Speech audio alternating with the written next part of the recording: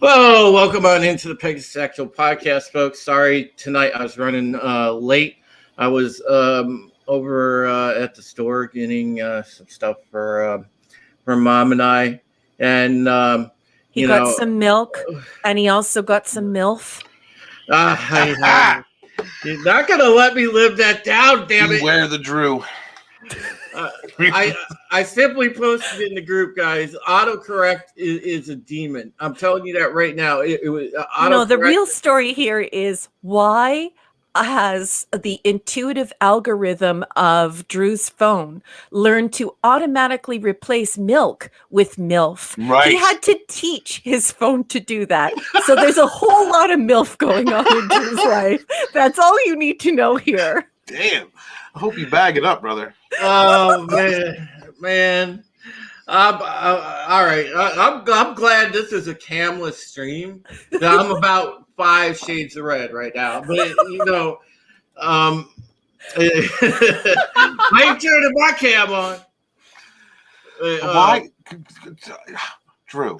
Why is Roof Korean in the chat? Why is he not on the panel? Yeah, Roof, get your butt in here. File in, Roof. Yeah. WTF, Roof. Let me.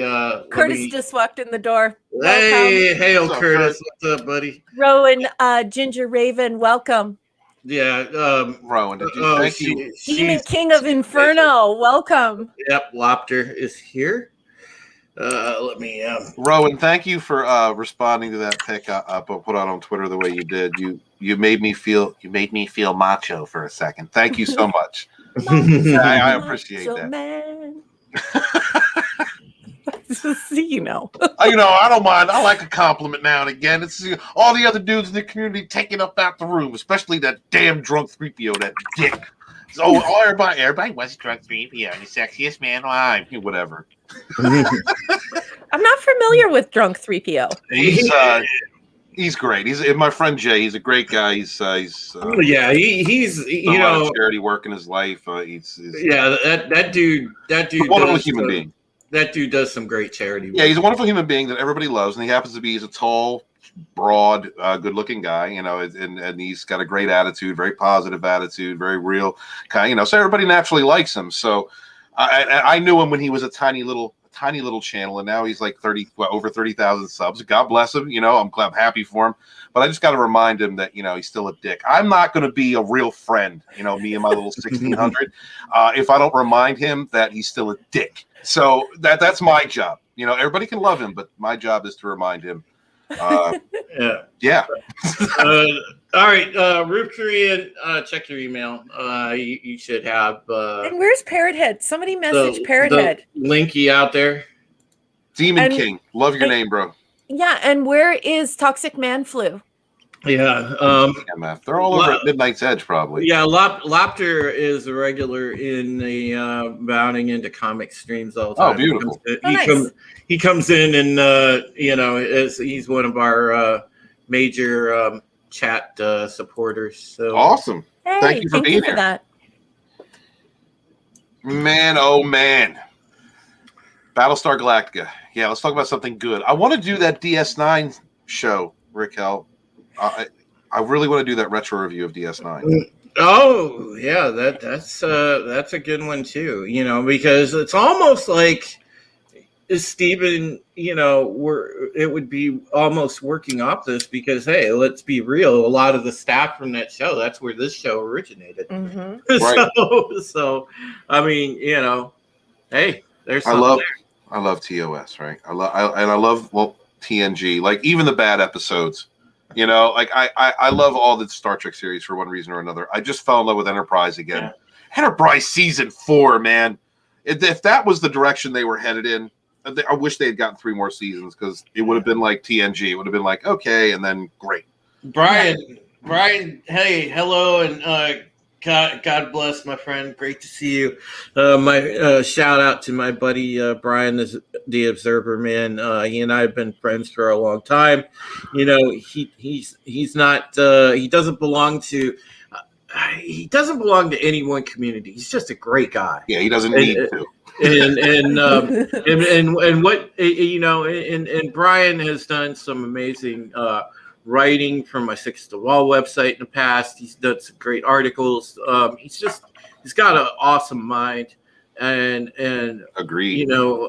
I just cannot say enough good things about him as a friend, man. He's been great to me. It's great to see him in the chat. So this is a positive space. Yeah, and following up on what Stephen said before we got derailed, Stephen, I love you very much, and if you would like to talk Star Trek, you already know that I will definitely support you, and I'll be there for you. So you want to do DS9, you let me know. I'm doing Pegasus Actual Podcast, and I'm doing a Star Trek show on Clobberin' Times. But I will figure out a day for you, or we can just talk about our schedules and see when you're available and when I'm available. But I want you to know that I'll be here to support you, and I'm here for you. I love you. Awesome. That's great. I will get up with you about that, and then I'm just going to throw a line out to the rest of the Rogue Entertainment team and see if any of them want to do it. But I'd like to have a core group. I just want to make sure that we always have a core group for each discussion. So I'll talk to you about that later. Yeah. What's up, Roof Korean? Yeah. Second straight week. Welcome in, my friend. Yeah. The roof is on fire. Initial jitters are out the window. So, yeah, it should be a little bit better. Just got home from work. I hopped on. I fired up the YouTube and I looked. I'm like, okay, good. There's a show tonight. At least, you weren't apparently buying MILFs like me. Just like don't buy MILFs. Neither they come by the gallon, the quart. Oh God, I'll never live that down. Thanks to my friends. My friends, priceless. All right. Well, let's get into one heck of an episode. So we're getting into Exodus Part 2 this evening, and I've been looking forward to this. Hey, Updating Actual. Hey, Hale, great to see you. Hale, sweetheart. Thank you for coming. So good to see you. Yeah, I've been really looking forward to this. Obviously, with knowing what happens in this episode, because this is one of my favorites. It's bittersweet, and we'll get to that part. But let's start in. It's a very action-packed episode, by the way, you guys. So when you're watching real time, if you thought pacing was an issue at the beginning of the season, it's certainly not an issue in this episode. Yeah, it's definitely a remedy. Yeah, this is Fast and Furious all the way through. So, all right, without further ado, Raquel, why don't you go ahead and start here? Okay, this is, as my illustrious host has said, this is Exodus Part 2. And we'll start with the first scene. And if you're unfamiliar with our format, we have scene summaries. This is so that everyone in the chat and everyone on the panel can discuss the show in detail without sort of groping around saying, hey, when did that happen? And when did that happen? So if you're unfamiliar with our format, that's how we do it, just so that we can have engrossing conversations where we have all the information. So let's do this. The episode opens with the Pegasus. Lee and Duala are discussing mundane procedures and statuses, as well as progress on the go-forward plans. Lee paces and seems to be somewhere else. So Duala asks him to talk about what's on his mind. Lee expresses his trepidation and anxiety over moving on with the fleet to Earth, without everyone else. Duala reminds him of his duty, but also the fact that the old man he shouldn't count the old man out just yet. Duala reminds Lee of his father's power and prowess. They talk about hope. Duala and Lee discuss Lee's loss of hope, and this has been a recurring theme for him over several episodes, that he is certain his dad will fail. She's wondering why he's so certain he'll fail. Duala presses him to persevere for the sake of humanity. Lee expresses his gratitude for Duala's counsel and his appreciation of her as a wife and a partner. Any thoughts on this in the chat and on the panel? Yeah,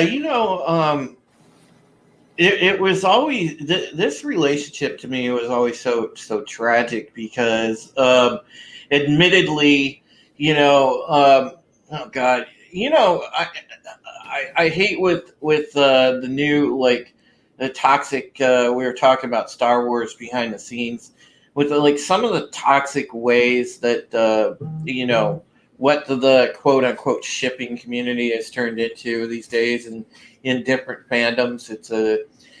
It's a shadow of itself from back in the day, and back in the day when it was still like actually had a modicum of respectability. I considered myself a fan of the Lee and Kara relationship. That it was obviously very destructive because in the grand scheme, you had a really messed up. It was kind of beyond triangle, between there were two different marriages, and then there was Lee and Kara wanting to be together too, and unfortunately Dee got caught in that, and I think that Lee genuinely loves Duala and does hold her in high regard for her counsel, the way that she really was a perfect partner, but Yeah, but that's the whole reason why he's not truly like, animalistically, sexually right. attracted to her. That's why the passion isn't there. And it is because Duala is the perfect partner. She's, gorgeous, absolutely stunningly gorgeous. She's brilliant. She understands the family. She's a great officer. She's just all around this perfect woman. And Lee, unfortunately, is attracted to I don't know, how do you describe the equivalent of a bad boy if it's a bad girl? I mean, he likes the train wreck, and he likes being in the train wreck. And so it's really sad to see that this. What I really like about this writing, what I'm trying to say is that you can be the most beautiful woman. You can be physically outstanding and attractive and brilliant and loyal and loving and kind, and things can still go wrong for you, or you can still be with somebody who isn't passionately in love with you. And in that case, that's really Pillsbury Doughlee's problem here. Yeah, it's funny because I think at some point we can relate on that level as human beings, because at some point in our life, those of us that have loved and gone through the loss of a love, where you kind of taken for granted or let somebody go that really was at that particular time, or just you knew that person was a perfect partner, but you let them go in lieu of chasing the grass is greener syndrome, or I don't think it's grass is greener though here, Drew. I actually really do feel like this is about the fact that he likes Kara for the same reasons women like bad boys. Just there's something exciting here for him. There's something very passionate here for him, and he's stuck on it. And I think it's unfortunate because when you love someone and they don't get the whole of you, they don't get all of you, it can be heartbreaking, and especially for somebody who looks like Duala. Duala can have anybody she wants. Yeah, it's and you can see that they do a good job of portraying, from both ends. And that's something that is underappreciated about this show. If you're watching it and paying attention to the interpersonal relationships, you see it addressed, and you'll see what I'm talking about, folks, as you watch through the particular episodes, and we don't do spoilers around here. this season and next season, you can see from the way that Djuala, from her perspective, and you can see from Anders' perspective as Kara's husband, and you'll see that this really puts them through hell, because they know they're not stupid people. They know that Lee and Kara have that thing for one another. Well, Dee knows this because of the way that things went down in the rec room, and the way things went down in the weight room, and when they were working out together. His wandering eye, and it was very hurtful for her because she wasn't sure of his intentions. He kept he was fly fishing her. He would cast his rod. Sorry. He kept on fishing her in, and then just when she thought that he was going to reel her in and they were going to be together, he's got this weird wandering eye, and it's quite unfortunate because he's not a dog. So we know that this isn't simple writing where it's just like, oh, he's a bastard, he's a dog. No, it's not like that at all. It's actually something far deeper, and that is that he's a deeply flawed human being. I love Curtis's comment here. Makes sense. A realistic flawed human characteristic in attraction at 47 minutes past the hour. Yes, Curtis, that's exactly what's going on here, and I think it's sensational. And Rip Korean makes a good point. Then Tony, if you want to expand on that. Yeah, the heart wants what the heart wants. Roof Korean, preach. Yeah, well, he knows. He knows, she knows, but Djuala is Lee's rock, and he's projecting in this scene, like when he says, I don't know if the old man's ready. Like if you've been in the military and you're about to like do a mission that's really dangerous, and you have like the officer, your squad leader come up to you, and he's checking your straps and your vests, and he's being really hard on you and going, what's going on? You realize this person's being super particular about the things I'm doing right now, but it's actually he's very nervous. And that's when you look and say, wait a minute, you're projecting. You're actually scared. And so she knows how to handle him. I think he knows, like, she is his rock. He doesn't deserve her. Right. And not even close. And he almost fears, I think, in my mind, if I'm in that position, I almost fear that she thinks I'm settling. Yeah. Like she knows. So that would freak me out too. And I think there's a guilt that weighs on him as well. Yeah. All right, we want to keep going. Steven, did you have any thoughts on that? I really enjoy the writing of this show. It is complex. All of the characters are written with the complexity and a realism that you can enjoy. And so, I agree with everything Raquel was saying. And how can your girl get done like that, right? How can my future ex? Oh, I got to stop saying that. How can Candace McClure, the beautiful actress that she is, get treated like that? I don't know. I don't know. But that's exactly the point, is that here you have a 10 out of 10, but still that just when somebody is attracted to a bad boy or a train wreck of a woman or a bad girl or however you want to explain it, who said the heart wants what the heart wants? That was Roof Korean. The heart wants what the heart wants, and it's quite unfortunate because it's a poop show. Right. It's a poop show. All right. Keep going. All right. Next scene, we cut to the Resistance headquarters. Anders reminds Ty of the death toll and intimate losses due to Ellen's betrayal. Ty's one eye is dancing frantically while Ellen sits on a bunk awaiting her comeuppance. One-eyed Ty protests, but Anders insists that Ty not only consider the death toll actual, but that everyone could have been lost. Ty is in an impossible situation. Anders is unrelenting, compelling the colonel to execute Ellen himself, or it will be done for him. Ty seizes Anders' arm, but Anders jerks his arm away and leaves in a huff. Any thoughts on this scene?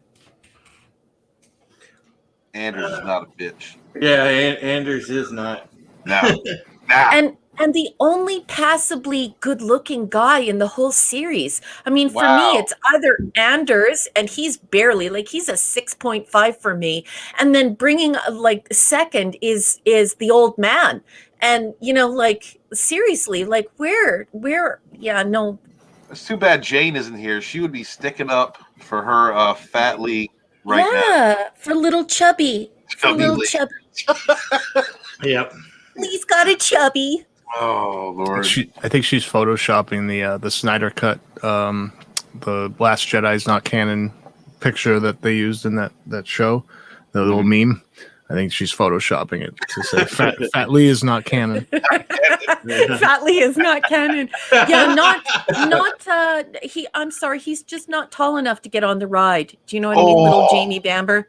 He's a pocket boyfriend. That's messed up, Raquel. If you ever met me, like you now have this image of like you being an Amazon stepping on me or stepping over me in the forest.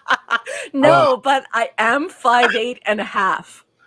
You're taller than me. Yeah, I'd be wearing the heels in that relationship. All right, I'm done. This is great. I just love it. Well, shall we motor on, folks? Motorboat on. Okay, we cut to the opening credits. So now is when the show begins. We return to Ellen and Saul. Ellen confesses all, explaining that she seduced Cavill to save Ty, and that she is unashamed that she fracked Cavill and stole the maps, as she would do anything, sacrifice anything to save Ty. They embrace. She is overwhelmed by emotion and says she is exhausted. She asks Saul for a drink, which is actually a lethal poison. She takes a healthy sip and fades to black.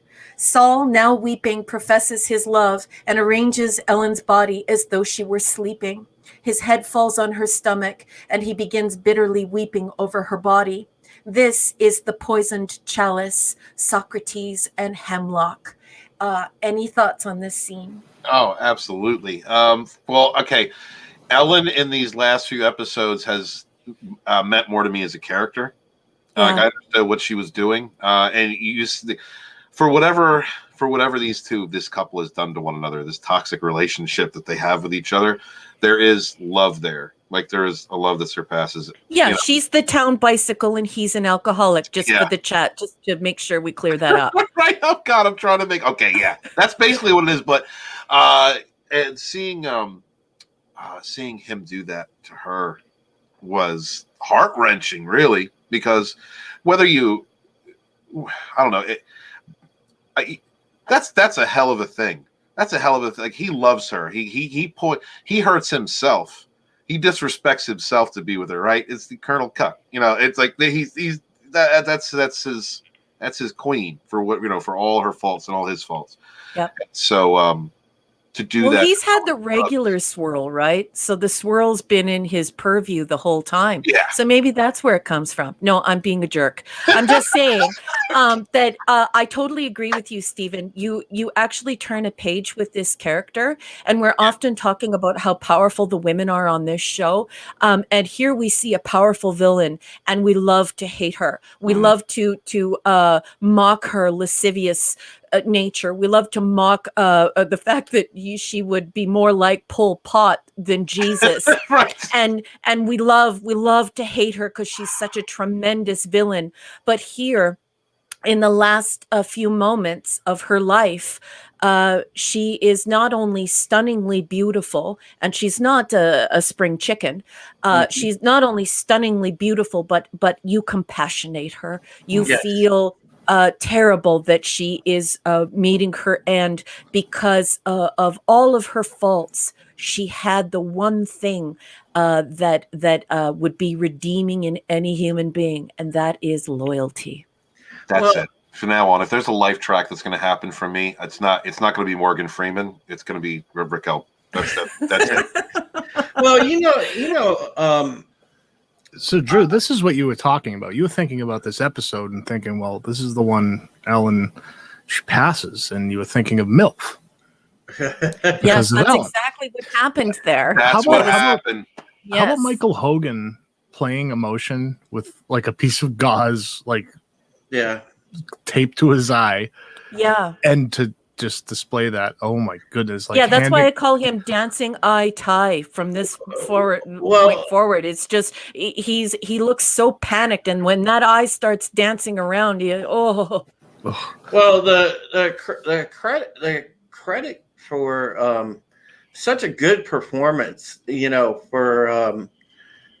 for the guy, for Michael Hogan that played Colonel Ty. I mean, and just really, really outstanding acting from him, and as well from the woman who played Ellen, and you really did feel for Ellen, and this show is not given enough credit for doing something that is very much a rarity now, and giving the antagonists a very human element that you can understand, because that's missing in a lot of television nowadays, because the villains are very cookie cutter, monster of the week type. One-dimensional. Yes, they're very one-dimensional. Here, every character was multi-layered, whether it be a minor character to a major character in this series, and that was what made it so easy to be engrossed in, because when storytelling involves layering characters to that level, it really does pull you in, because then you can feel the natural conflict in them as human beings. Well, it's also showing here that the writers have done their homework. When somebody has raging NPD or narcissistic personality disorder, it doesn't mean that they're just going to psychotically run around stabbing people. That's not the way this kind of thing works. They are extremely charming. They're more common in our society than we think, and to be enraptured by someone like the Town Bicycle, you have to be incredibly charming. And for Ellen, this is her passion for Ty and her loyalty for Ty. And that's the way this works in real life. So what's really nice is knowing that the authors, the writing team, has gone away and said, look, let's create a supervillain here. Let's not give somebody some sort of stock one-dimensional character. Let's really look at how dynamic this type of toxic personality can be. And we get to see that because we see so many layers in these characters. We know why somebody would be compelled to want to be swirled by Ellen, and at the same time hand her a poison chalice. I just want to shout out TMF in the chat. You evil bastard. Thank you for being here. Thank you for cutting on me and all my live streams and being a part of the show. Thank you. Thank you so much. And so happy you're here. Love you. Yeah, welcome, Thomas. I was asking about you earlier. Actually, I wasn't asking. I was demanding. Where is TMF? And Parrot Head. So where is Parrot Head? Yes. Yep. Love you guys. Thank you for being here every week. We appreciate you. Y'all are much a part of the show as the rest of us. Look at Roof Korean. He's up on the panel. Second straight week. I told you we were going to suck you in, man. We're bringing you in. He's wonderful, you guys. He's great. Can we get a little round of applause for Roof Korean? I think he's doing a great job. Absolutely. Especially since this crew normally goes like FM radio just randomly. TMF, bro. You know what? Hey, that's an excuse. That is an excuse to be late, sir. So you go right on. I hope she was good. Happy wife, happy life. Yeah. Absolutely. All right. If you want to go ahead, Raquel, and continue. Okay, let's do it. We cut to the presidential ship. Gaius is rubbing in the failure of the Skin Job Council's death squads. Beers asks for alternatives. Gaius tells them to pack up and quit the planet. Beers dismisses Gaius's suggestion and outlines the legacy of genocide, revenge, and grudges. No peace would be found. The situation for the Cylons is intractable, and like a blood feud, is beyond remedy and retreat. Gaius is taken aback by Beers' resolve and tells her it must stop one day. And he sort of says it wistfully as though he doesn't believe it himself. Then we cut to Mr. Gata doodling as he listens to Gaius and Beers. He exclaims, "Oh my gods," as everyone on the presidential ship rushes to the windows. Explosions and fires dot the encampment. Then we cut to Tori Foster, organizing her part in the orchestrated chaos. Maya approaches with the toaster-top Messiah. She thanks Tori and is rushed to a ship for evacuation. Then we cut to Anders' team retrieving weapons from a hidden dugout. Cylons whip about overhead. Claymores detonate. Chaos level 10 achieved. Any thoughts on these scenes? So No, yeah, go ahead. these episodes, the Exodus, they put a lot of money into these because you could tell the script is super tight. I believe President Roslin has a line like, we've done drills, like everything is explained as to like why nothing would seem out of place. It's like, oh, there's a fire. We've done fire drills here in New Caprica, so like everything was so planned out, and they told you about it in like 3 lines. So it completely makes sense. So the writing was super tight. Yeah, it's continuity. Somebody went back and said, "Look, we have to make sure that there are no plot holes here. Let's keep this story immersive. Let's go back and do the groundwork that's required." And they do it to wonderful effect. If I could just interrupt everyone, could everyone please welcome Lady Mist? She just walked in the room. Hey, Lady Mist. Hail. What's up, Lady Mist? Thank you for coming, sweetie. Yeah, absolutely. Proof Korean, you're supposed to go, hey. Well, that's what you do on a panel. Yeah, on a panel, you're supposed to be like, hey, Lady Mist. Hey, however you want to do it. Hey. So how does Comics Division do it? Hey. Oh, man. All righty. So, yeah, continue, Raquel.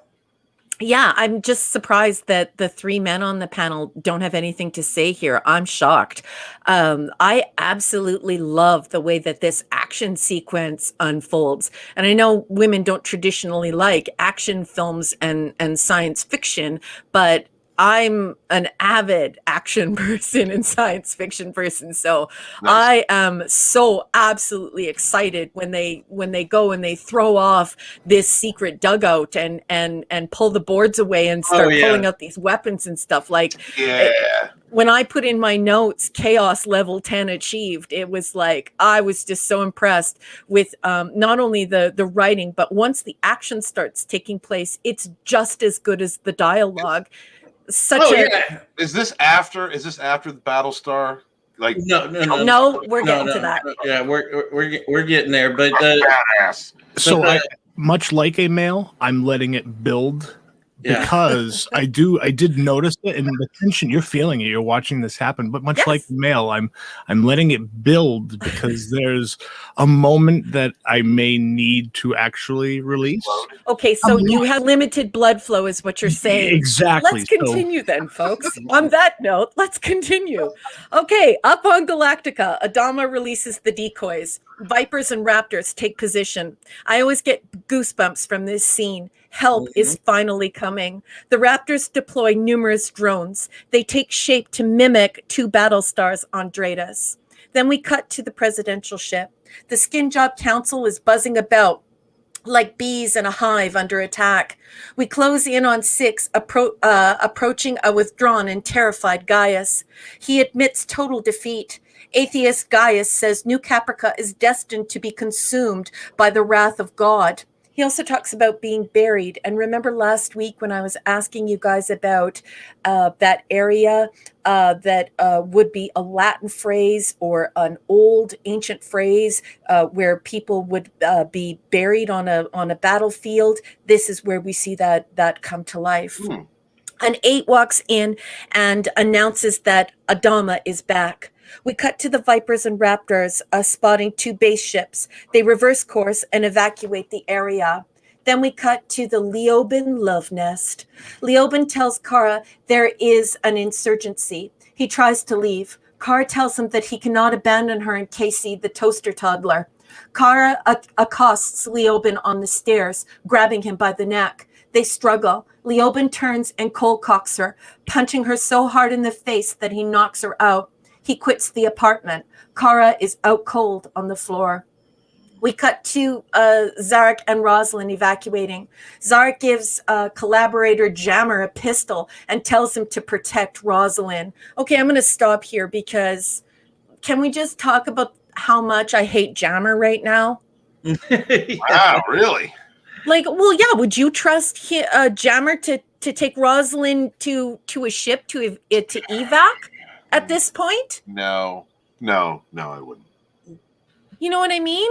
Like just at that point, like when I thought I was thinking back to when I very first watched the show, and the first thing I would be thinking back then was, don't do that. Oh, I mean, what choice really was there though? Yeah, and Zarek didn't know that he was that Jammer was a setup. He doesn't know. Right. And it's just, and so it's like, it's just twisting in your gut, and you just wish like you're hoping nothing happens. Well, the writers are clever. They just saw you, like that you just saw Jammer help Callie get away. So like it's fresh in your mind that he just did this good deed. So they're still dangling it, but in reality, he's been working and collaborating with the Cylons to oppress people. So they're trying. It's almost creative. It's creative writing again.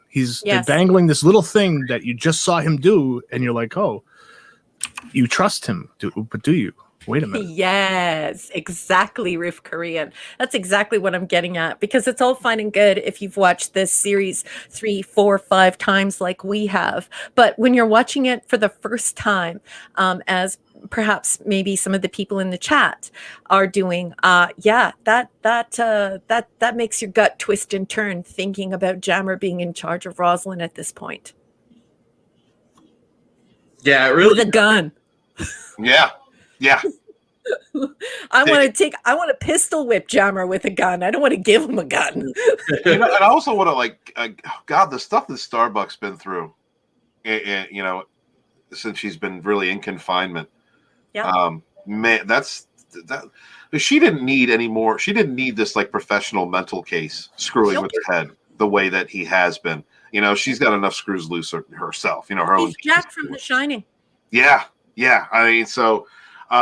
Credit to the actors in that part of the show, just that story within itself, because it's a horror story, and we've seen aspects of horror in Battlestar Galactica, and when they do it, man, they really do it well. Like this was like a psychological horror dealing with her involved in that situation. So shout out to them. I totally agree. All right, I'm ready. Okay, so let's keep going. Back on Galactica, the CIC is prepping a jump. Adama gets on the horn and says, all hands, brace for turbulence. I love Adama. Yeah, I know. He's just the best. Yes. He might not be the best looking man in the room, but wow. Okay, so we cut to the presidential ship. The Skin Job Council and Gaius, Beers and Simon figure out that the Pegasus and Galactica are not upon them, but instead they are being inundated by drones. It's a trick, Beers announces. We cut to the chief and the colonel pinned down by Cylons that are in a guard tower. Chief looks up. It's Galactica, a ball of heat falling from the sky. And then we cut to deploying Vipers. Then we cut to Adama shouting, stand by FTL. And then Vipers, a whole squad, emerge from the heat-soaked Galactica. Goosebumps galore. Can we talk about this? That's one of my favorite scenes. Me too. I scream to my husband every single time, look, because it's just such a visual feast and it's such a cool idea. Yeah, because you see Hot Dog in the launch tube, and he's like, well, this should be different. And then he launches, and it's like, boom, right out mid-atmosphere launches, the Galactic is dropping like a rock, and entering the atmosphere. It's like, holy shit, It looks good too. Doesn't it though? It's amazing, yes.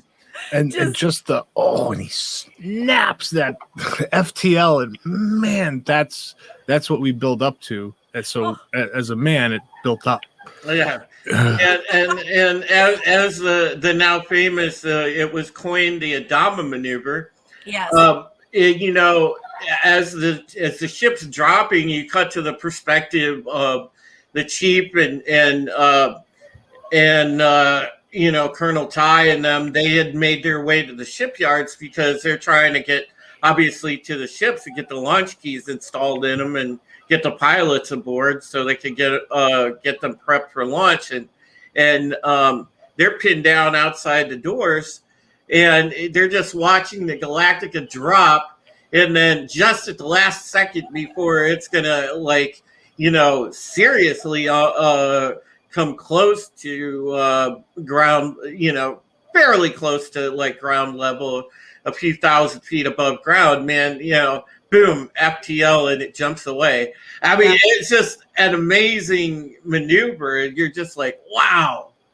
Well, and they come so low that Ty and Galen actually start preparing to die. So they do like the full crouch and cover, and then then when it jumps away, it's just the first thing I always think of is like Spock.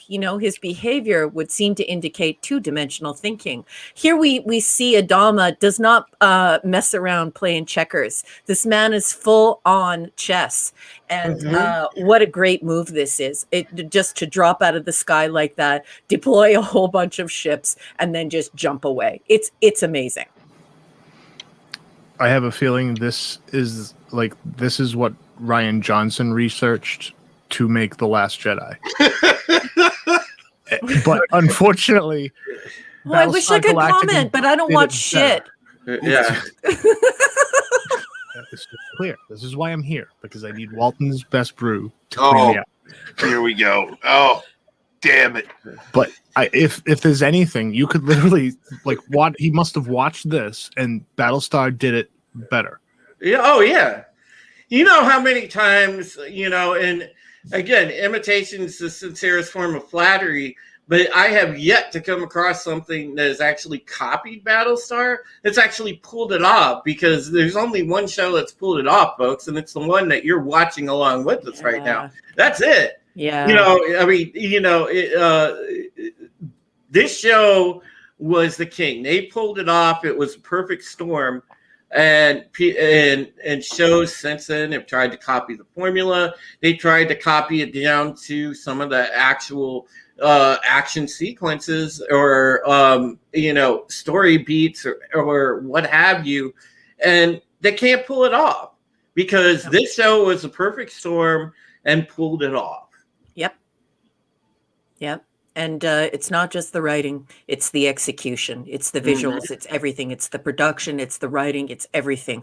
I always say that I deny it. I say it, and then I say that I'll categorically deny it if ever asked again, but I'm just going to say it on air. I believe that next to TOS, the reimagined Battlestar Galactica is probably the best thing that in science fiction that was ever put on television. And I'll categorically deny it afterwards because I don't like anything to touch my Star Trek. Don't touch my Star Trek. But it is that good. And, when you're watching the original Star Trek and you're looking at the illusion and you're looking at the philosophy and you're looking at this really complex and cerebral presentation, but it doesn't have the budget that reimagined BSG does. And so this is everything. This is just glorious. You could just keep watching it over and over again. It's beautiful. Yeah, and you can tell, like I said, it was just the perfect storm of everything. And at the time, it was widely considered the best thing on television. Well, you can understand why. Because, as great as some of the things that we have in modern science fiction are, The Expanse, the Orville, things like that, even those don't even come close to what this was. Yeah. Well, this is very, very meticulous writing, It and is. when you partner that with the advent of CGI and the advent of this visual feast, it creates something really, really, truly incredible. And it may be a one-off. I just don't. I'm not sure this can be done again. These are writers who have really, really gone over this script and this storyline with a fine-tooth comb, and they create a world you can go to, and so few authors do that. You know what I mean? When I'm thinking of things like that, I'm thinking of Dune. Right. I'm thinking of Don Quixote. I'm thinking, I'm thinking of The Hobbit. Where it's a book you pick up and you read and you go to that place. And that's why I'm always telling people that this television series has a literary quality. It feels like it's a book, and it is just so good. It is. And you know what? Something else that is most likely not a one-off and was probably a visual feast is Toxic Man Flu at 10:15 p.m. There is a TFM maneuver, which is quite famous back home. Had to stop because I couldn't afford all the child support payments.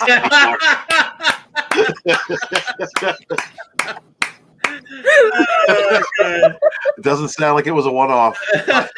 No, does not sound like it's a one-off. And toxic man food brings up a good point. Another thing like television. A great comparison there, Toxic Man Flu, because again, that phenomenon, you had it with like a show like MASH. There was it was just one of those things. It was the perfect storm, and that's what you have here. Is just a great piece of television. Mm-hmm. All right, we have a boxy theory from Toxic Man Flu. Boxy realizes he would have been on Mrs. Briggs' #1 sci-fi show if only he had shown his face more. Thank you. Boxy theories. How are we going to go back and collect all these, Drew? I don't know if we're going to. How are we going to do No, we're just not. that comment at 15 minutes past the hour is just hysterical. The second that you read it out, I was thinking about that footage that was all over the news yesterday of the seahorse giving birth, and every time it moves its tail, like 15 babies come out of it. And I'm thinking, TMF is a seahorse. That's his secret move. It's just Anyway, I'm gonna send him the video later. I love our chat. Riff Korean's in the chat. He's on the panel, and wow, you're putting in double time today, bro. Well, you gotta interact. That's right. That's right. My man. All right. I'm sorry, Drew. Did I cut you off? No, I was just gonna say, go ahead, keep going, Raquel. All right. All right. Now, I'm nearly in tears as one of the best firefights and rescues in the history of television unfolds on screen. The Vipers annihilate the guard tower above Galen and Ty. They must move out. Then we cut back to the Leoben Love Den. Soldiers blow the apartment door off with explosives. The men and women housed for making, breeding, and organ harvesting pour out into the hallways. Crying, screaming. The soldiers evacuate them. Anders finds Kara. He thinks she's dead. He checks her vitals and begins passionately kissing her face. She's alive. Anders throws her over his shoulder and evacs her. We cut to space. We see a base star in the distance. It's a still steaming Galactica assessing damages. The old man wraps his bleeding hand. Sparks fly everywhere. 2 more base ships appear, a total of 4 now. Adama declares the impossibility of it all. We cut to black, and then an explosive battle in space. Galactica is under siege. We cut back to the CIC. It's havoc and mayhem. There are multiple decompressions. Jump drives are shot. For the first time since we've known him, the old man, the mighty Admiral Adama, is bug-eyed and scared. A panel pops, and Adama's arm is injured. He announces, well, that's it then. It's been an honor. The crew has a solemn and dignified exchange of silent and appreciative glances. Outside the boom of a major hit on the ship, It appears Galactica's fate is sealed. We pan out as 4 base ships lay waste to her. Gigantic booms riddle the hull. We drift outwards when we see 2 hits to a base ship. It's the Pegasus! Lee tells Yes. Dad to get the FTL online. Pegasus will engage them. So I'm going to stop here. Any comments? When Why do we not have a screenshot of the Pegasus, bro? This is every the Pegasus actual podcast. Yes. every time I see this scene, every stinking time I see this scene, it never ceases to be amazing because of the epic way, the epic entrance that the Pegasus makes. You get like these ever-present war drums that start, the music sequence Yes. is amazing. And then, you just see those initial salvos from the Pegasus bow battery. And, it's just absolutely like awe-inspiring because it's a gorgeous ship. Yes. Yes. You He's know, beautiful. Can I please interrupt for 1 second? I beg your pardon. Please, I am so sorry to interrupt. But could we please put a comment from Toxic Man Flu at 24 minutes past the hour? And if I could please ask Roof Korean in his lovely booming broadcasting voice to read that particular entry in the marquee. Okay. Well, so I'm a boomer and I don't have timestamps next to my chat window. Oh, okay. So it says, if Steven was born in the chats, does that make me the afterbirth? Oh, what? I want you to Right. know that it does not. It would make you the placenta. So now you are Toxic Man Placenta. And I think you should change your name just for the chat. Yeah, Toxic Man Placenta. And of course, I'm joking. I believe that you are possibly the best wrench in all of the streamings in our whole nerd and geek community. I absolutely love you. Not only are you engaging with everyone in the chat and friendly and kind and just hysterical, but you're also a really great wrench. And I love having your support and helping you produce this show and the other shows that I'm on. I love you, TMF. yeah. Just want to say hello to Lady Toriel. Thank you. Oh, hi. Lady T, thank you so much for coming in as you always do, and just bringing your wonderful self in to say hello. I know that we're on different times and you're heading off to work, so have yourself a great shift at work. And thank you for stopping by and supporting us. You always Lady T, don't work too hard. Don't work too hard and stay safe, hey? Sorry, Drew. Yeah, I was just going to say, you always are very diligent with your support, Lady T. Thank you so much. And, thank you to everyone in the chat. You guys really make this show an absolute joy to do. And while we have some of our closest friends in the chat, I wanted to say that by the end of February, we're going to be doing a charity stream for the Alzheimer's Association. So if you guys are at all interested in joining the chats for that, we'll be giving out information on when we're going to hold that charity stream. We're going to set it for a low amount, but every penny counts, So, just wanted to send that out there. Drew, I know you might be interested in something like that, being a part of that. So, yeah. So definitely we will support you. Definitely. Thank you.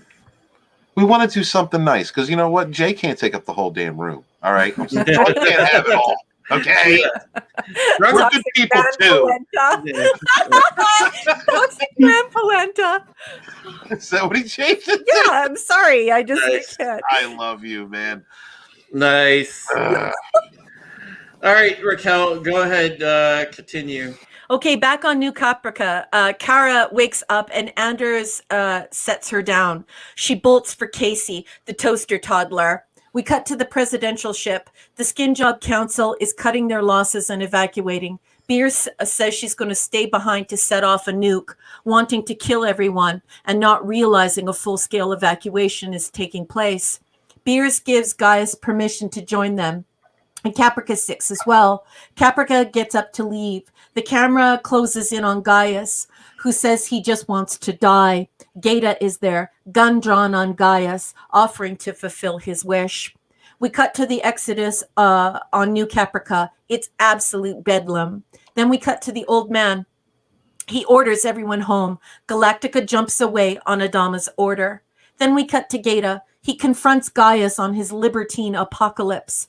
Gaius, weepy, begs to be killed. Gaeta releases Gaius and holds him to his offer to stop Beers, to stop the nuclear detonation, as penance for Gaius' sins against humanity. Caprica and Gaius run out of the ship, leaving Gaeta alone. And so I'll stop here. Does anyone have any comments?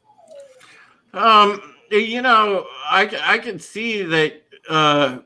Gaeta was really, at the time, God, he was so upset about being caught up in that just the puppet government, you know, and that frustration boiled over, and he was just ready to just put a bullet in Gaius. And man, I almost want. Well, yeah, at that point, you kind of wanted him to. Yeah.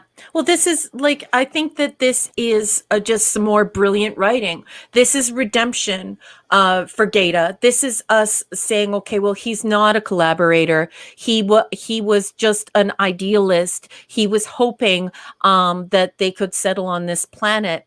And it really makes you come to grips with what you would do, where you weren't a collaborator per se, even if you were involved with the government. Because you want to lay down roots, you want to live somewhere, and so that's a conversation betwixt the viewer, the audience, and the writer, as you're having this open conversation about whether or not Gaeta is doing the same thing as Jammer, and whether or not he's redeemable. And of course, he lays bare his idealism, and we forgive him for collaborating because it's a different level of interaction with these Cylons, and he has a different purpose, a completely different thing in mind. Yeah. I totally thought he was going to do it.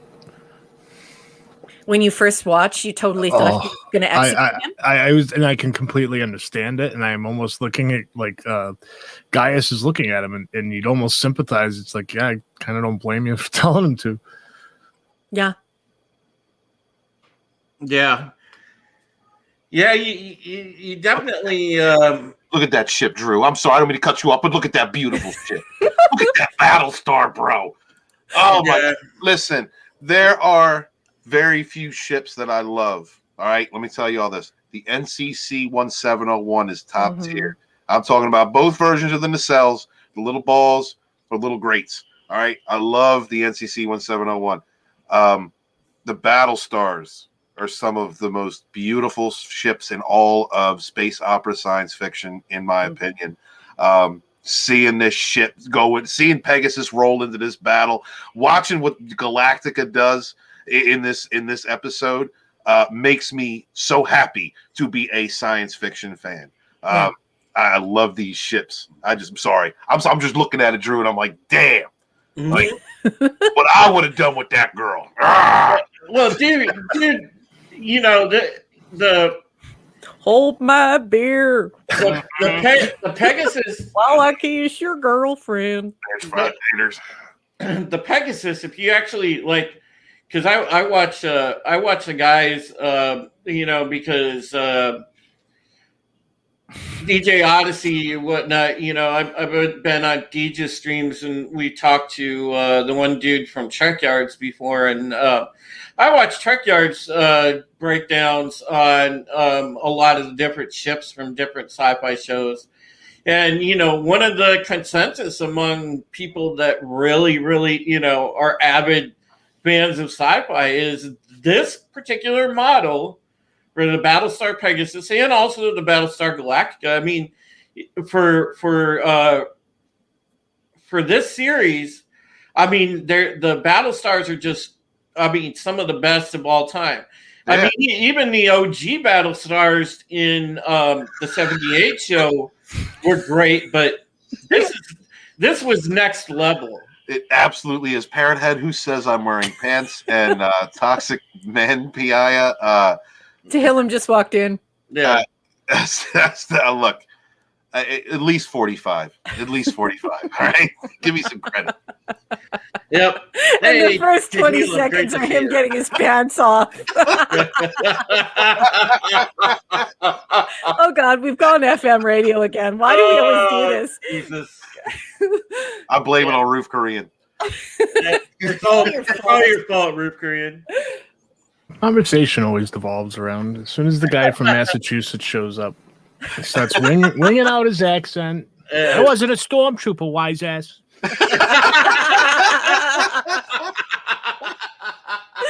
Oh, Jesus Christ. So funny. We're all frisky tonight. Sorry Yeah. for interrupting you, Drew. It's a full moon, yeah. Yeah. All right. Go ahead and continue, please, Raquel. Okay, so we cut to Pegasus. Lee orders everyone to abandon ship. This is not because she's unsalvageable. As the smaller crafts jump away to join Galactica, we see Lee has set the Pegasus on a catastrophic collision course with a base ship. The evacuated Pegasus rams a base ship, blowing them both in spectacular fashion. The screen lights up in light and fire and explosions. Breaking apart in space, pieces of Pegasus smash into 3 of the base ships, causing significant damage. At this point, I always scream out in my best Worf voice, "Prepare for ramming speed!" Absolutely, Raquel. Yes. Well, you know, the thing with God, this scene was so bittersweet to me because I had such a love affair with the Pegasus. I love this ship. But what a way to go out. I mean, she took out 3 goddamn base stars, 4 if you count the one with the initial salvo, and it was just amazing. Yeah. And it just that I thought they gave it a fitting send-off with like the one flight pod being the thing that took out the last couple base stars. You could just see the word Pegasus as it just boom. Yeah, and it comes across the screen and you're just like, take that. Yeah, exactly. That's exactly what you felt. And it was shot well. It was so great. Oh, but I got something for you. I'm sorry, Drew. Hold on. But the real reason... Speaking of shot well, I think that Parrot Head is talking about that at 35 minutes past the hour in the chat. Please do not marquee it. However, please continue, sir. But... What do you say? Oh, damn, bro. Yeah. No. It's under the table, man. And I've already got a squeegee for it. But the thing with the Pegasus, when it comes to pulling the curtain back and looking behind the scenes, is obviously what a lot of shows do. And I know that recently when I was watching one of Orbital Nation, shout out to PJ, when I was watching one of his streams where he was they were discussing dark matter with Joseph Malozzi. That they do that, I think, every Monday. And Joe made a good point, when they would do stuff on Stargate or on, dark matter or things like that, your budget's only so big on a television show. So a lot of times sets are repurposed.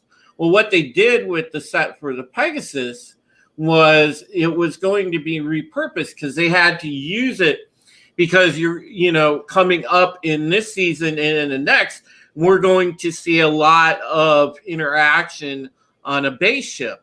Well, they had to repurpose the Pegasus set into the base ship interior so that, you would have the ability to shoot corridor shots and different, different scenes in different rooms. So, the Pegasus set was essentially, reused, repurposed, and that's why the Pegasus had to go. And honestly, you were running into that thing where the Pegasus was such a cool ship at the time. People liked the Pegasus better than the Galactica, so it was like, well, what are you going to do? The show's called Battlestar Galactica. Well, the Galactica was reflective of its of the captain or the commander. Like that was Adama, grizzled old war dog. Like that's what Galactica was to me. And Parrothead at 37 after the hour. That's why we have a hashtag for him.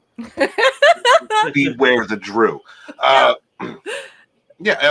Pegasus came out of nowhere, and it's a beautiful ship. You're right. I mean, Pegasus was a great ship. I wish that it had a longer longevity. I wish it had more longevity in the series. But it just shows you that the command and discipline tactics, the commander itself of a ship, even if it is inferior to the Pegasus, in the end, that means more. I think it was a testament to Adama and his command. And it writes well into the story too, because now we can get rid of Space Karen, and we can get rid of those sleek and slender memories of this ship, and that's what this ship is. I mean, it's sleek, it's slender, it's ultra modern, and at this point, I mean, Lee is still Pillsbury Doughly, and it's just I don't know. I think it reads into the story really well because we shed the memory of this encounter with Space Karen, and we also reunite the father with the son, and I read it the same way as Stephen. That old ship represents Adama, and I want him back on board her. And the destruction of the Pegasus is a good example of subverting your expectations. Yeah. Yes. What? I want to get into a quick discussion with Ruth Korean, and it's good we had him on tonight because it was for this very purpose. And updating actual, you kind of put something here as to where I was going. The destruction of the Pegasus was purposeful story device that was meant to eliminate it from final resolution of the series. Yes, it was for that twofold purpose that we discussed, the repurposing of the set behind the scenes, and also the fact that going forward you can only really have one ship. Now we're going to frame this, Rip Korean and I, really quick in a tactical discussion, because look, common sense dictates, especially battlefield tactics. Obviously in that particular sense, the thinking among the admirals would be to the Pegasus would have been the flagship in the first place. Number one. Number two, you're going to protect the flagship at all costs. So Pegasus would stay engaging from distance. There was no way that would go in. If the Galactica had been in danger of being lost, well, I disagree. That's a tactical thing. You're making a call on a tactical thing. What if you had a different tactical take on that? What if you wanted to come in with your largest hammer? The flag, no, but was that a penis reference? I'm saying yes, Thor. That is a hammer joke. I'm saying hammer time. I'm strongest Avenger. Strongest Avenger. Point break. I can't have a serious conversation. I'm sorry, Drew. We're sorry. Hi, Larry. Welcome to the chat. Larry. Yeah, that is true, Larry. They had the analog telephones. But the thing is, I'm saying from a tactical standpoint, the battlefield commander would transfer their flag, obviously.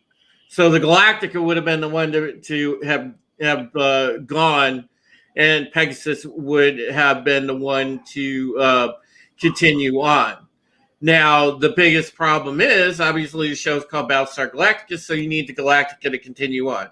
I'm just saying, from a tactical standpoint, in warfare, if you look at something like, World War II carrier combat, the battlefield commander would transfer their flag to the other available ship. And obviously, in this case, it would be the Pegasus. That would be the favorable thing because they're protecting the flagship. Mm-hmm. So the writers are really good about this part because for whatever reason, because you're thinking to yourself, well, why is the Pegasus there? But somebody has to protect the fleet moving away. So that makes Pegasus prime for protecting it. Also, it's the newest ship. Mm-hmm. So even though the show is Galactica, you need that. You need to raise the stakes. So you're going to stick Galactica in the heat. And plus, it'd be like overpowered. If you had the Pegasus drop down, it's cooler knowing that the Galactica is pretty much mushroom stamping New Caprica as it lands down. But but Ruth Korean, are you understanding? What I'm saying from a tactic standpoint?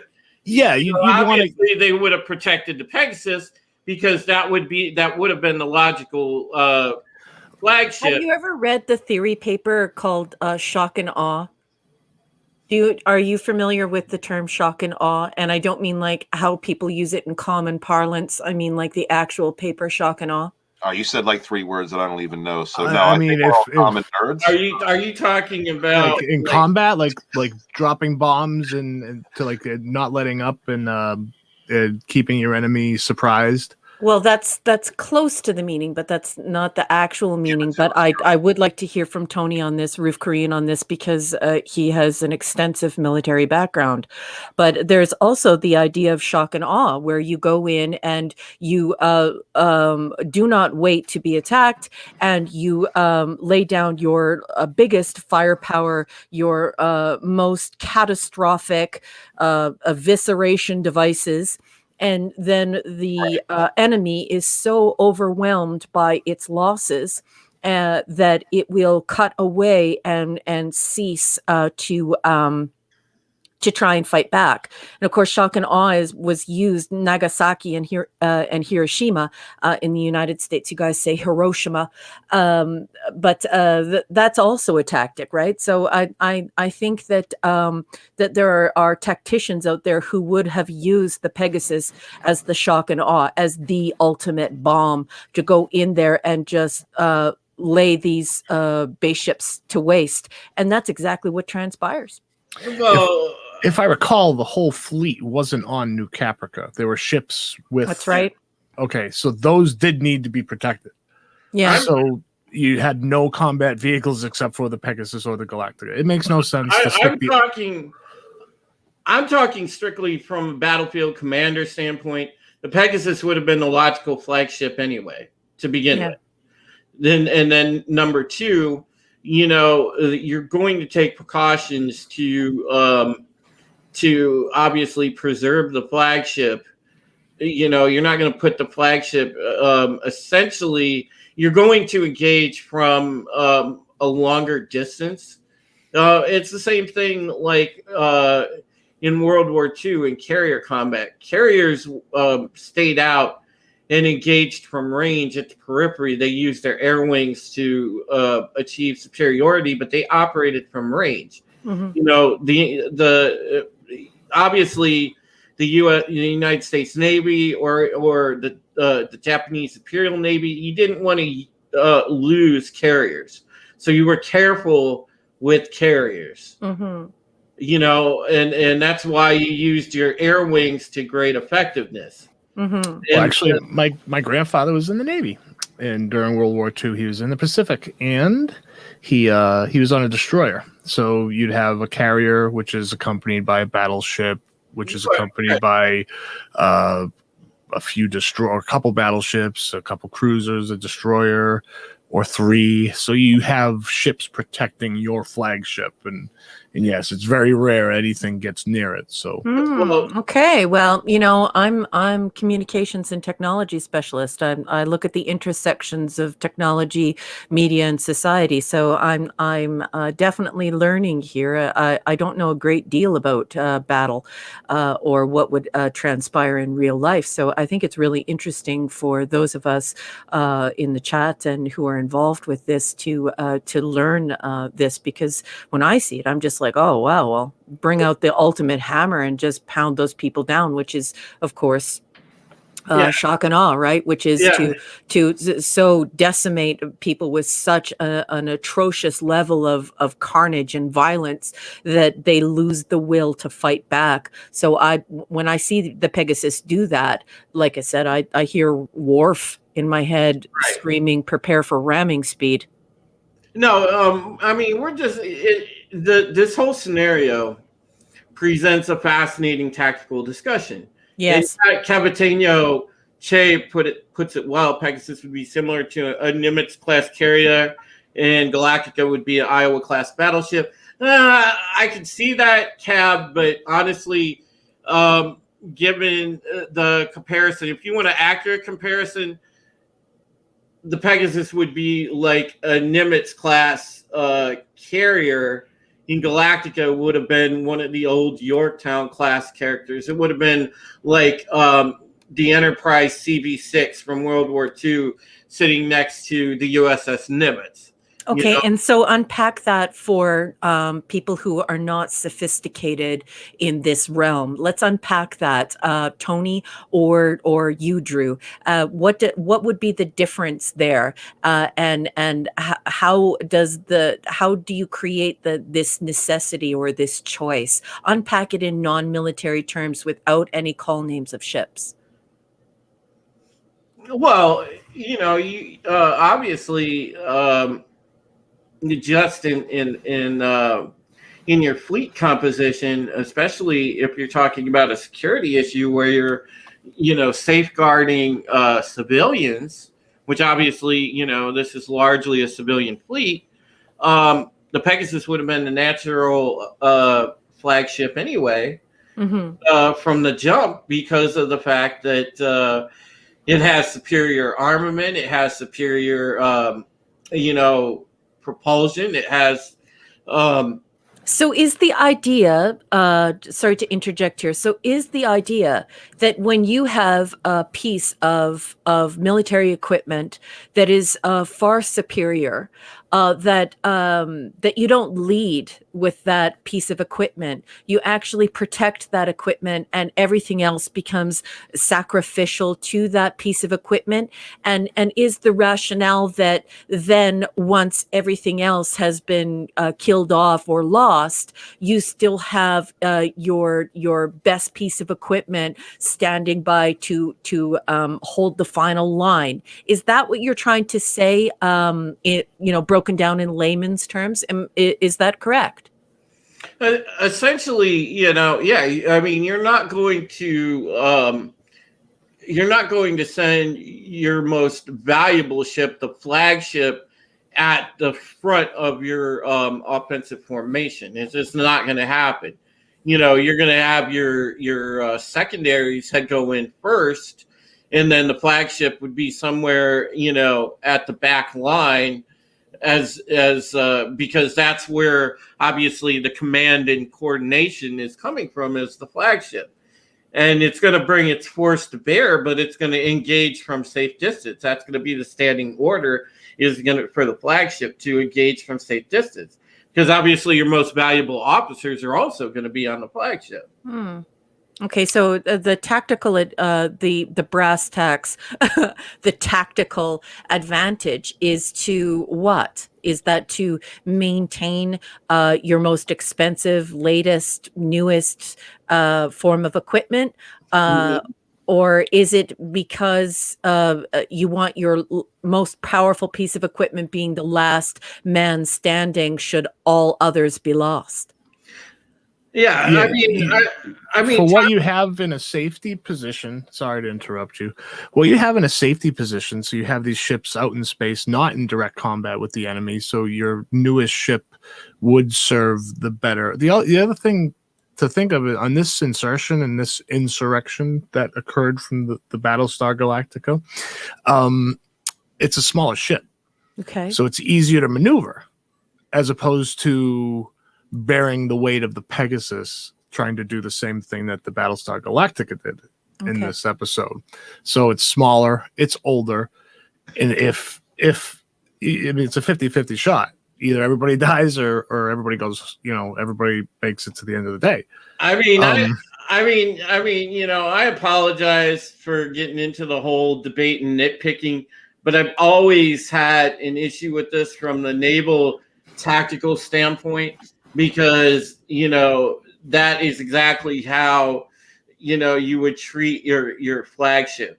I beg your pardon. Please excuse me for 1 second. I would just like to welcome Adega into the room.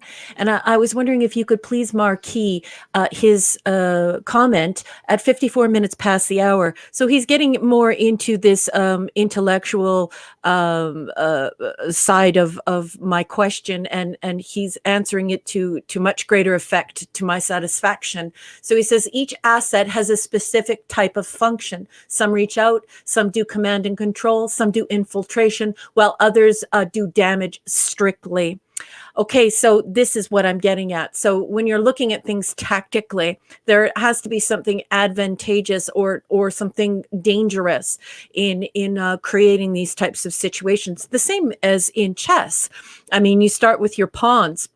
You don't start with your king, but I just wanted to unpack the rationale behind it, and Adega's done that to an effect that is up to my satisfaction. So I see what he's saying there, and that this is the way they do it. It's not just a cerebral thing. It's not just a tactical thing. It's also a physical limitation thing. There are things that these ships can do practically that other ships can't, and so I really like that Adega's added that, because that makes intellectual sense to me.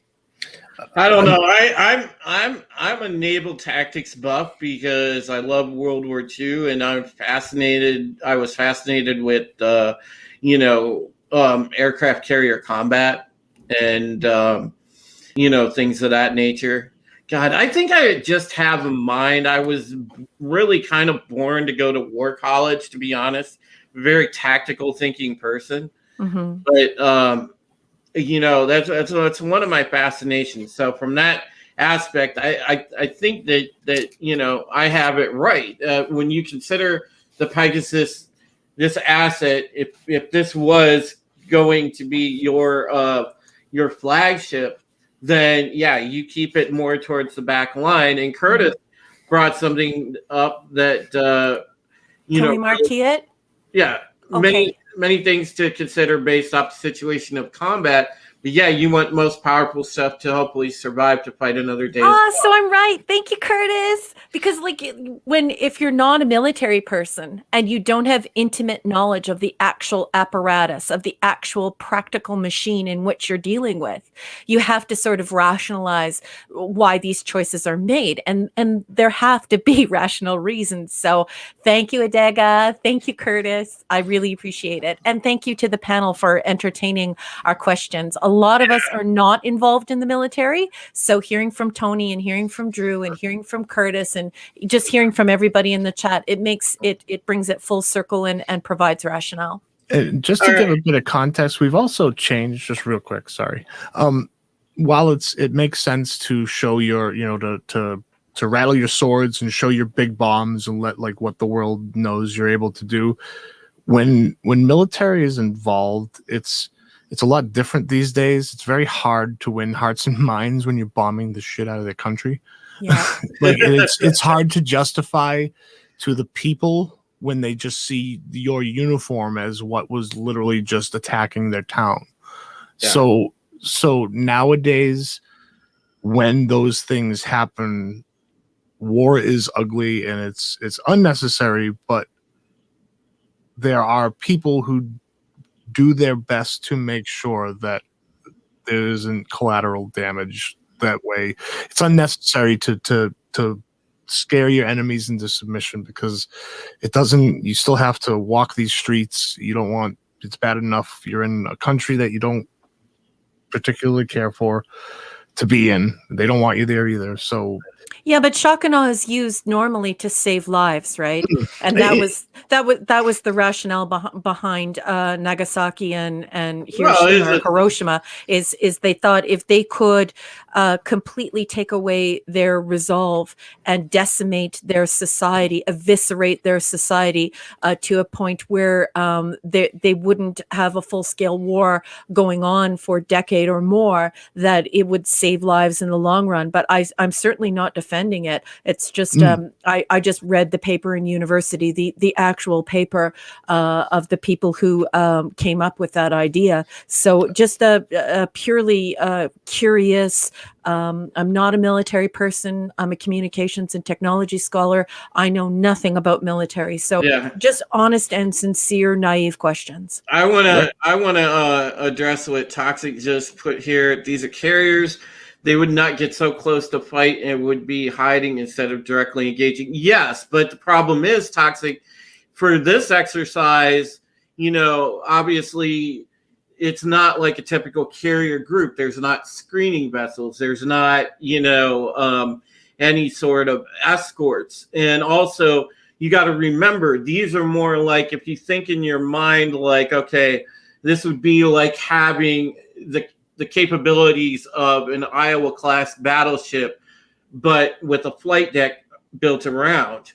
So, so you're combining essentially like the USS Missouri with the Nimitz-class carrier, and so so you've got ridiculous firepower and you've got all the carrier capabilities. So these particular ships wouldn't need screening vessels. You see what I'm saying? So I don't even know what a screening vessel is. So well, the screening vessel doesn't know something. The screening. Oh no, there are plenty of things in this world that I know absolutely nothing about.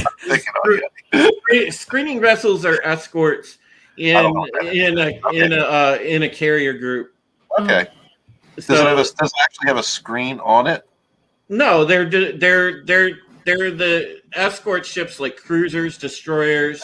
Okay. They're going to be the first ones to engage and sort of set the perimeter of the battlefield, essentially.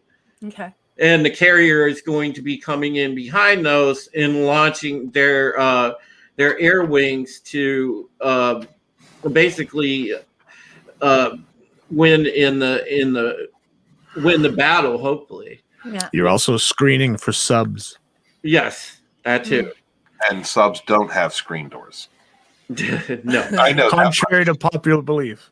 Yeah, and Adega again here at 58 minutes past the hour. Pegasus does the job better, faster, and with much more cost. Oh, that's the wrong effect. Than the Galactica. Therefore, the Galactica is more expendable if you were to take a loss. Yeah, and that using words like that really is very suitable in this conversation, because that's what people are reaching for. Relatively intelligent people with no knowledge of this niche need to know about that expendability and tactical advantage and things like that. So, yeah, good stuff. Yep. See, Toxic Man Flu understands. Comes from destroyers who used to lay a smoke screen to hide the battle group's location from the enemy fleet. Yes, there was that too. Yes, lovely. Man. Yep. Screening vessels take the hit if one has to be taken, protecting more valuable assets. Okay. Yes, exactly. Larry says firebombing in Japan killed much more civilians than the two A-bombs. Yeah, there was a lot of firebombing and whatnot that killed really high amount of civilians, unfortunately. And I can't speak to that. I don't have any peer-reviewed studies or any knowledge of that, so I can't speak to Parrot that. Head says only escorts Stephen knows are found online and cost. Damn, Parrot Head, why you do me like that? That's it. God damn. So are you saying that they screen him through cost? Yeah, I know. The only TMF liked that joke because he's the pun man, right? Yeah, Cab, I like this because I love my World War II history. Galactica would begin the Imperial Japanese Navy ship Akagi because it started out as a battleship but was converted to an aircraft carrier midway through its construction. Yes, also similar to the Lexington class aircraft carrier that was an old battleship conversion. It was converted off a battleship hull. Oh God. Go to 4 minutes after the hour. TMF. They are like friends you take with you to make sure you don't go home with a sleazy guy when you are drunk. Skeezy. Easy. That's called a wingman. Akagi had not as much armor, but was vulnerable on its wooden flight deck. Yes, as shown in World War II. Larry at 4 Midway. minutes after the hour says nobody taught history anymore. No, it's not that, Larry. It's that I'm Canadian, right? And also, I think that the narrative surrounding war has changed significantly since it transpired. So that narrative is shifting. So it's interesting to talk about, but certainly, I don't want to politicize it. Yeah, Larry, they won't teach proper history anymore because they don't want people to actually be smart and know. So that's why. Or prideful. Yeah, Old In Ironside. Canada, they teach history quite well. I know the sacrifices that my grandfather made, my father made. I know what they went through in World War II because I know what they told me from their perspective. I understand, and I've read and studied enough to know that those men, of the greatest generation, made the ultimate in sacrifices. And if more men and women were built like that today, it would be a damn different world. It'd be a better world. I'll tell you that. History is politically incorrect now. Yes, it is, sir. My grandfather told me a story. He was a radar operator, and we're from Worcester, Massachusetts. So it just so happened when a plane goes down off a carrier, destroyers are very fast. So he radar guy, they swoop in. The other reason they sent destroyers during World War II is the way it goes is if you pick up a pilot, the pilot that the carrier that the pilot belonged to owes the destroyer that picks it up or whoever picks it up ice cream. And ice cream used to come in these cardboard huge tins. So of course, the second they hear a pilot down, that's our guy. We go get them. Nobody's left behind. But a bunch of sailors in the Pacific are thinking, I'm getting ice cream. So they just so happen they pick the pilot up. Pilot reports to the deck to report to the captain. Captain says, "Where you from, son?" He says, "Worcester, Massachusetts." My grandfather turns around in the radar room and says, "I'm from Worcester."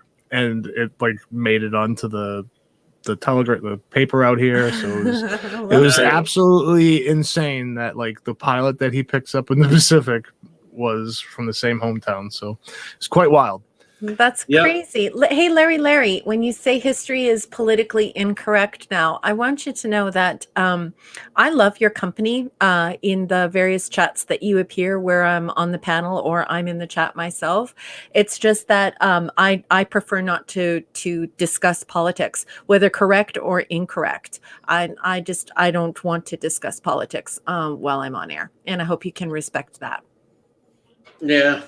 Awesome, Raquel. That is so not like me. I will just scream my head off about politics, but I'm glad that some of us cannot do that.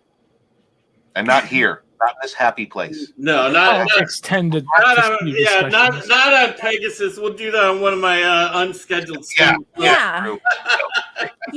I really liked that Adega brought that up. Is that because of the kamikazes, Adega? Is that because the kamikazes would fly their planes into the ships and cause explosions and did that instigate in an inferno? Is that what you're getting at? Would you please pepper the chat in information in that regard,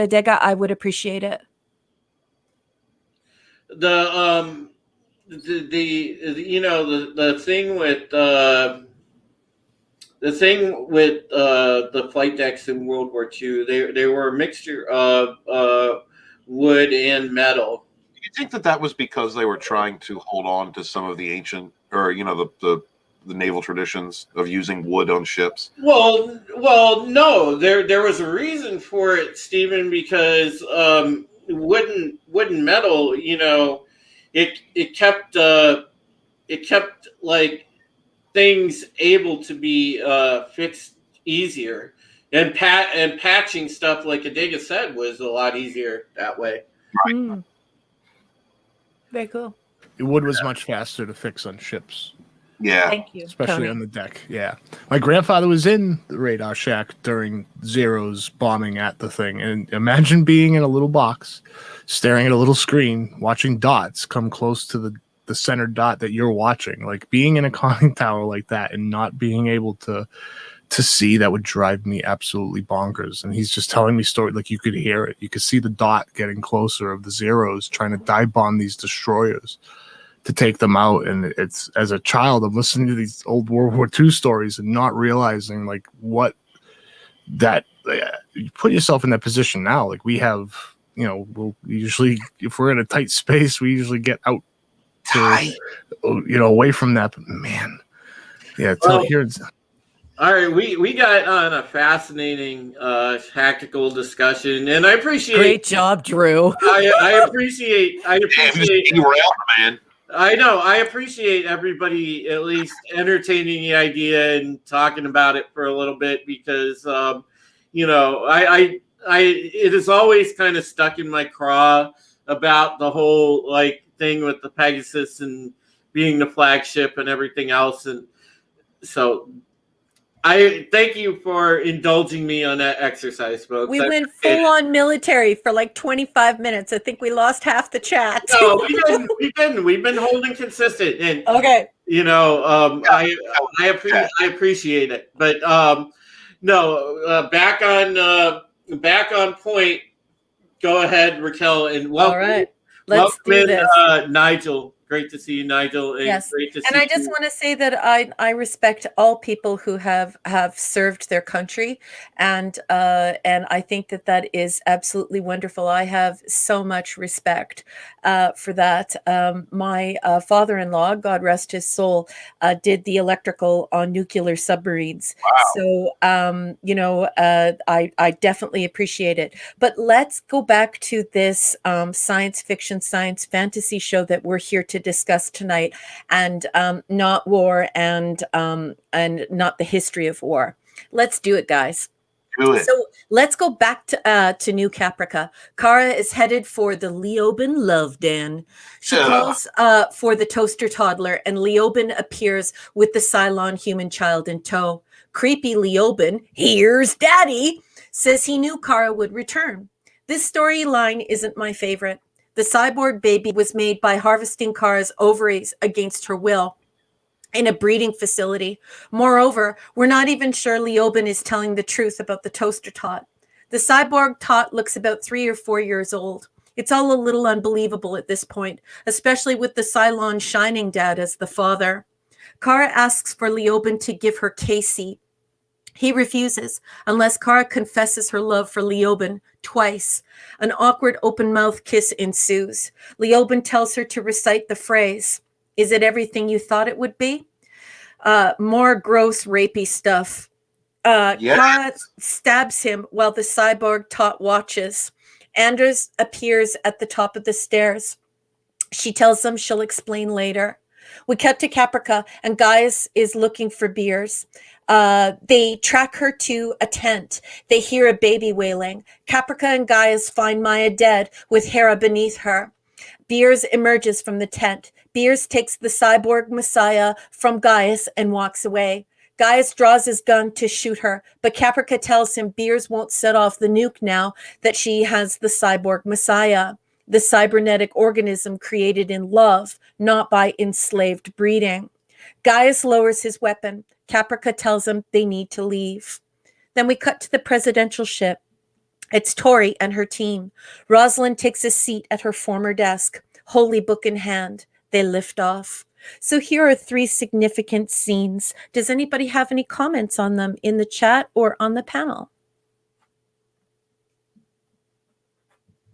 I really enjoyed. Oh, go ahead, Stephen. I'm sorry, I was creepy. Thank you, Raquel. The way that you explained all of that, perfect. Thanks, Ed.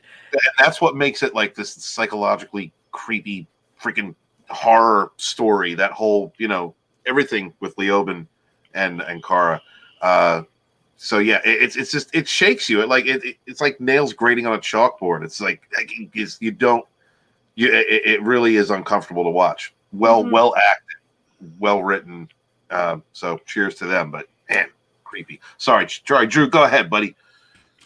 I just I love the way that these sequences were shot. I especially like the last one that Raquel mentioned. Just a nice little, Rosalind holding on to that book as Colonial One takes off, and it's just it was awesome. You see the civilians are finally gonna make it, and it was great. This whole episode has been great. Yeah, agreed. Almost like a light weight is being lifted off them, even though they're still making their way away. She unfolds the book or the cloth from the book and places it down gently, and kind of see everybody settling in. Yeah, well, this is hope for them, right? Because it's the way back to Earth, and so that represents a destination, this resolve, this wonderful utopia that they're headed towards.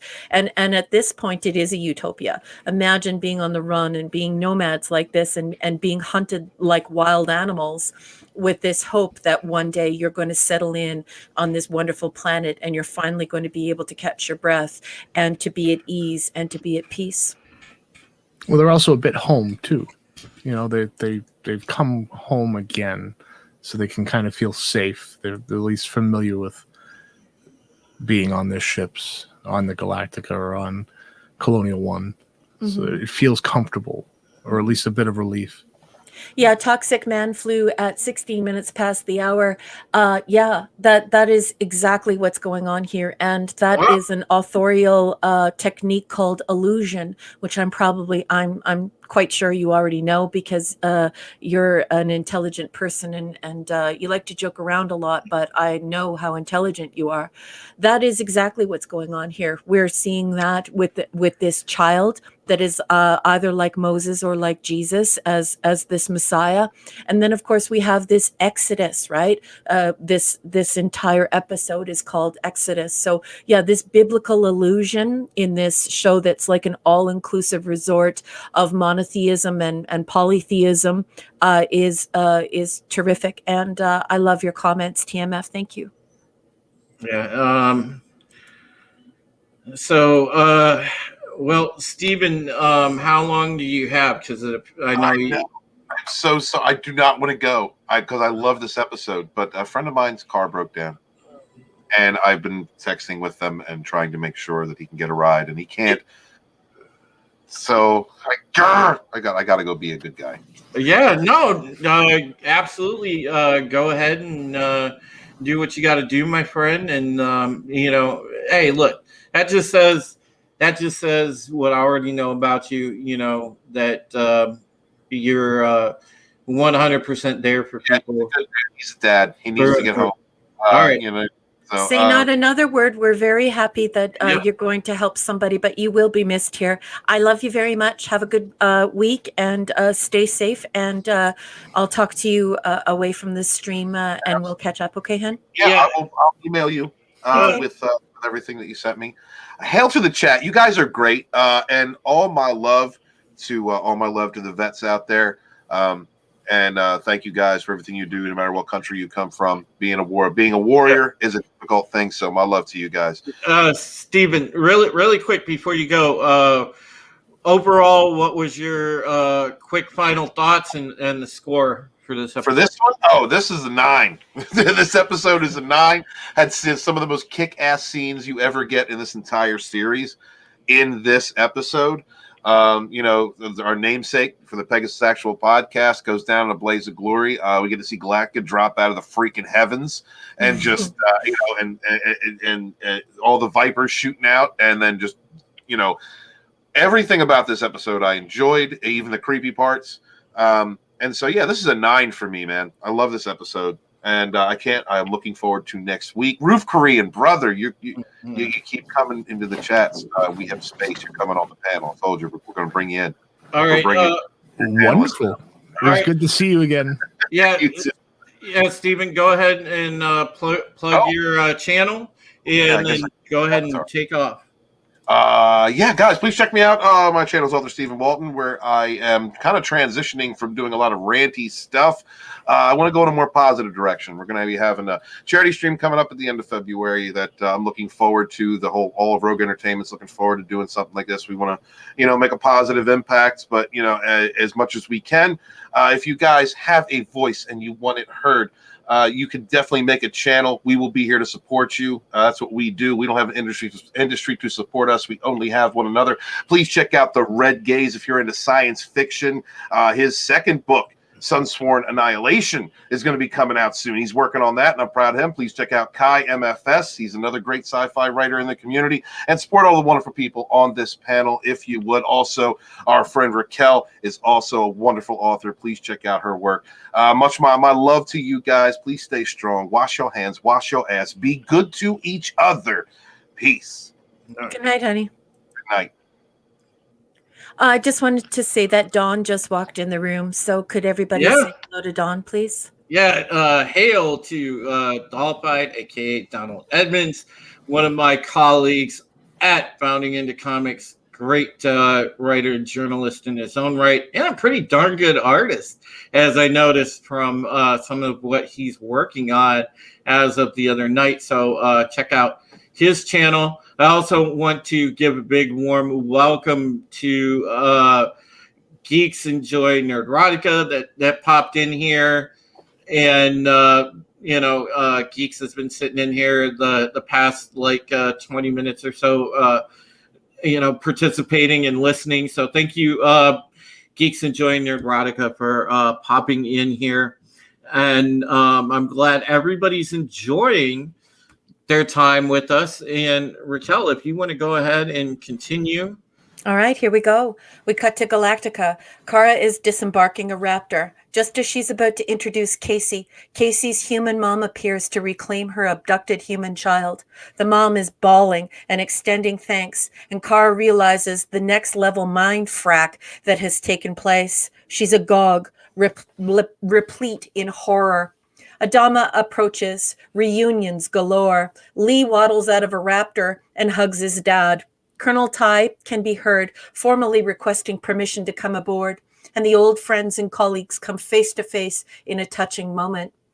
Adama praises Tai for coordinating the exodus and for his leadership, keeping people alive. They pause for those lost. Both tough guys are teary-eyed. They are interrupted by a jubilant celebration of the crew, raising Adama above them and the crowd chanting his name. The camera flashes to Tai and then to Kara.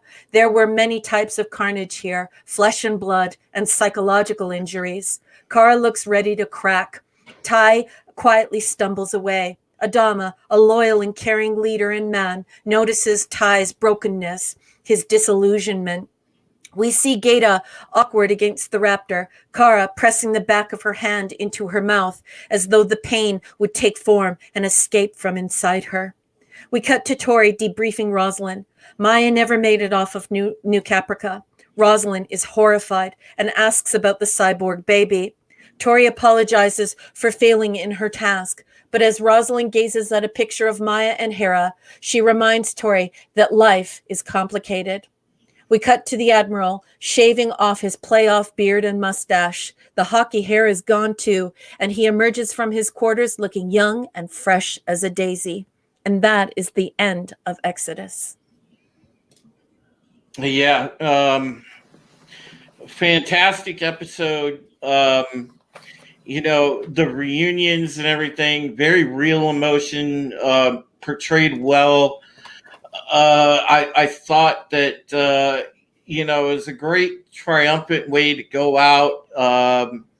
Just a really positive ending, because they're giving you though is the calm before the storm, because we're going to see coming up there's going to be some very turbulent times from the fallout. Spoilers, don't do spoilers. I'm just saying, preparing everyone that things are going to be a bit turbulent going forward. So we're getting our sort of interlude of triumph before the coming storm. And then we're going to have a coming shitstorm, if you will. So you know, that's all I'll say. But you know, get ready, because it is going to be a thing, and we'll start to see that in the very next episode that we cover next week. But my final score for this, obviously, would I concur with what Steven said. I give this a 9, and I think that you know, this episode was absolutely outstanding, one of the best of the series, hands down. So yeah, I absolutely 100% give this a 9, and I'm very, very, very happy with it. One of my favorites in the entirety. I beg your pardon. I'm just going to interrupt you for a quick second here. At 23 minutes past the hour, we have a TMF saying, I'm surprised that the Viper launched with Chubby Lee in the cockpit. I mean, that's what I was thinking too. Like, does it have a tar weight like an elevator? I'd also like to welcome Loki from Loki's Morning Mischief. Loki. Yeah. Welcome to the show. Thank you so much for popping in. Ty couldn't save everyone. He would damn near drink himself to death because of it. Yep, that's a good point there, Loki. And great to see you in my chat, my friend. Always good to see you. You think that Ty's drinking here? I don't think he is. I think he's dry. I think he's dry as a bone. He's going to be again. Yeah, like, you know what I mean? There's not much ichor around. There's not much ambrosia around. It's I think he's dry as a bone. All right, so we'll go around and get final score, final thoughts on the episode. Go ahead, Raquel. This is a 10 out of 10 for me.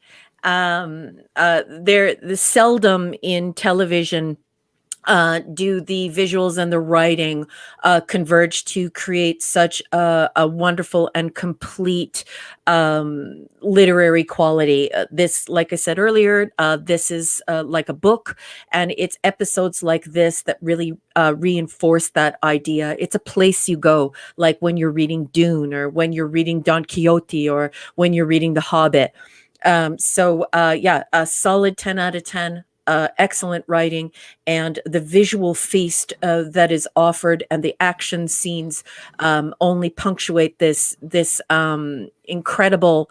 Well, I don't want to use the word incredible. That's a bit of hyperbole, but just a perfect episode. If you're going to make a television show, this is a perfect episode, especially science fiction or science fantasy. This is as good as it gets, and it's wonderful to watch. And I'm so happy that we have it.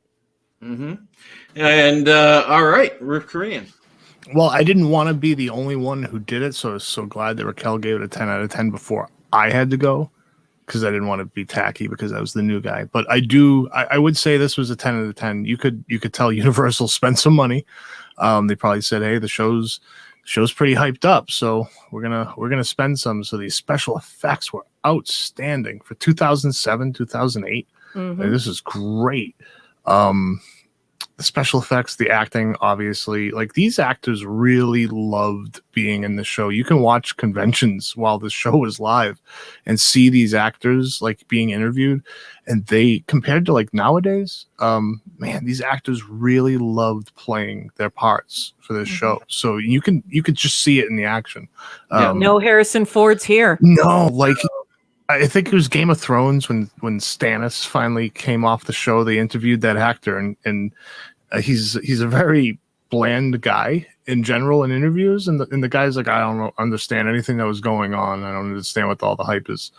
And you could tell, like, the guy's just mailing it in to play a part. I mean, he played Stannis very well compared to the writing in the book, but I'm just surprised that, like, you could see something happened, and these actors back then really enjoyed playing their parts. So it shows in the show when you watch it. Like you could really feel things picking up. So yeah, definitely a 10 out of 10 for me. Mm-hmm. Mm-hmm.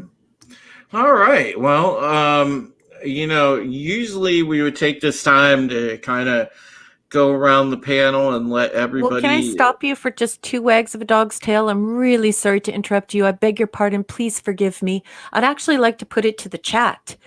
Chat, what are you giving this? I know Adega's chimed in already. 10 out of 10. Obviously, this is a much beloved episode, but I'd like to hear from Lady Mist, Loki, Parrothead, TMF, Dawn. What do you guys think? Because, if you guys aren't around, this is just 3 people standing around talking with one another. You guys really turn it into a show. So what are your thoughts here? Loki says 10 out of 10. Okay. 10 out of 10 Mars bars. Yeah. Was Lee's call sign Porkins in this episode? If it was, 10 out of 10 Mars bars for me. I like it. Yep. Roger there, gold leader. Toxic man placenta has spoken. Yeah. So, yeah, I can imagine pretty much, this is a universally loved episode by the fandom. So I think we'd be hard pressed to see anybody really give it anything under an 8 or a 9. It was an absolutely great episode. Mm-hmm.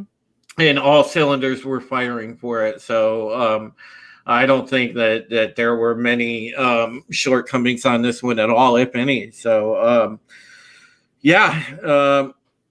like as Stephen and I said, 9 out of 10 for us, 10 out of 10 for the rest of the panel. Yeah. Raquel and Tony. So, we've got... Curtis says I haven't deep dived on the show, but it is 10 out of 10. I agree. Okay. Thanks, Curtis. So, I mean, it's pretty much consensus between the chat, the panel, that this was an A++ episode. So for a television show, it doesn't get much better than this. I mean, it's like all the stars aligned to just create something really, really wonderful. This is an imagination space, and this is as good as it gets. Just pristine writing, excellent visuals, and the action punctuating all of it. It's a roller coaster ride. It's satisfying. It's intellectual. It's literary. It's got it all. It's jam-packed, and I would watch it over and over again. Yeah, exactly. This is one of those episodes that you rewatch multiple times, and it never gets old. So, all right. As I said, folks, this is usually the time we go around the panel and kind of plug our stuff. Raquel does have some writing out there. I'll let her go ahead and plug that. So, okay, well, I guess he's putting it over to me. So I just want to say thank you to everyone who came out tonight. I want to thank the panel for all of your interesting ideas and for just sharing your thoughts and for being here. And for Drew hosting this, such a great idea. I want to thank everybody in the chat for showing up tonight and streaming us into your devices and allowing us to be a part of your world and to consider our thoughts and our reviews. My name is Raquel M. Briggs. You can find my published nonfiction list at academia.edu. That is textbook stuff. If you're not into the textbook stuff, you can find my science fiction at R.M. Briggs at Amazon.com or on your Kindle device or your Kindle app under R.M. Briggs. I also do a Star Trek show on Clobbering Times, and we do Canon 66205, and we also do episode reviews over there as well as production and trivia. So thanks. all right, Rip Korean. I don't have much going on. I want to thank you for bringing me on the panel, though. It was wonderful to be here with you, Drew, and Raquel, and obviously the author, Stephen Walton, and everybody here in the chat. And I really appreciate you having me on to talk about one heck of an episode. Oh, this one was really good. And keep an eye out for Roof Korean, because I'm sure that probably sooner than later, he's going to pop up with some content in a channel. So, super smart, funny, very sweet person with lots of life experience and very, very interesting person to talk to. So once he starts popping out that content, it would be really lovely if you could all support him and give his channel a chance. And I think you'll be pleasantly surprised. Also, I want to thank Up Gang for saying "in Ty's eye." Yes, Yeah. Ty's dancing eye deserves an Academy Award. For best supporting eye. Yes, for best supporting eye. All right. Really quick, last thing I want to say, obviously, you guys can find me at boundingintocomics.com. You can also find me Wednesdays on the Bounding live stream. You could find me also on my own channel here every Thursday for the Pegasus Actual Podcast. And the last thing that I would like to do this evening, we've had some great talk, especially earlier, about as we were discussing tactics and people serving. There were some great things shared in the chat about different sacrifices that veterans have made. Family of some of our folks in the chat. And I do want to salute them and thank them for their service. Any of you in the chat that are veterans, and also, of course, Ruth Korean on the panel is a veteran. I want to thank everybody for their service and what you have done to preserve freedom. Thank you so much. Appreciate that from the bottom of my heart, and your families have my unending gratitude for that.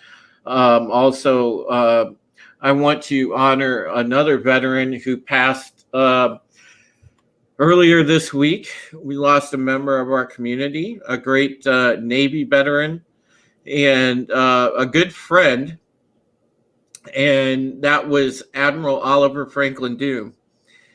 Now, some of you may not have known Admiral Oliver Franklin Doom well, but he was a very nice man. He had a great sense of humor, and he was a great friend to myself, many other people, and he was always a supportive member of the community. And I just want to say, my thoughts go out to his family, to his widow, and I want to say to him, Richard, rest in peace. And I know that you're looking down on everything from a better place, a better plane of existence. So thank you, my friend, and hope I see you one day. So say we all. Can we get some R's for Richard up in the chat? Just to send him off and show that we care. I just want to throw some R's up into the chat. And what a lovely tribute, Drew. And yeah, so say we all. So say we all. So say we all, folks. And we will talk to you next week when our next episode is, I believe it is Collaborators. Until then, again, we appreciate you all, and take care of yourselves and each other. So say we all. Good night, everyone. Good night.